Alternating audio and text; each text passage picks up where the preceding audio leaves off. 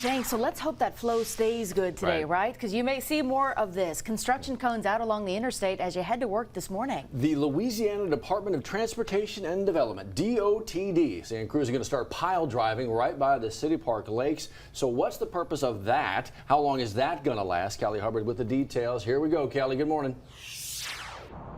Here we go. Good morning to you, Matt. DOTD says this construction will allow the contractor to begin the temporary trestle bridge that's going to be across the lake. You may be able to see the crane behind me, but you're going to see this and a whole lot more as you travel in and through the area today. This in preparation for permanent work on the I-10 BR reconstruction and replacement widening project. Crews will start near Dalrymple and work their way toward East Lakeshore. Once the widening project is finished, there will be 4 travel lanes in each direction from the I-10, I-110 interchange to Acadian Thruway.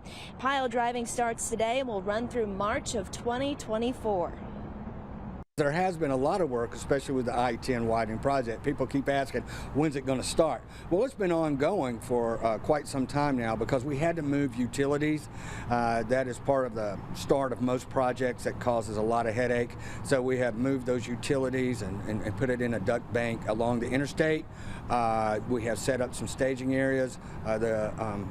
Contractors have moved in some of their equipment, like the big crane that you see at Dalrymple at the lakes, that they're going to be using on that trestle bridge, and then they're going to build the trestle bridge.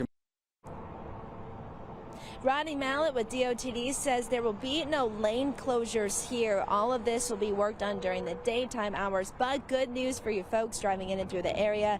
Traffic is not expected to be impacted, and a lot of you like to take a stroll around the lakes. If this will impact you, all that and more coming up at 5:30. Matt and Liz. The things we need to know. Callie, thank you so much.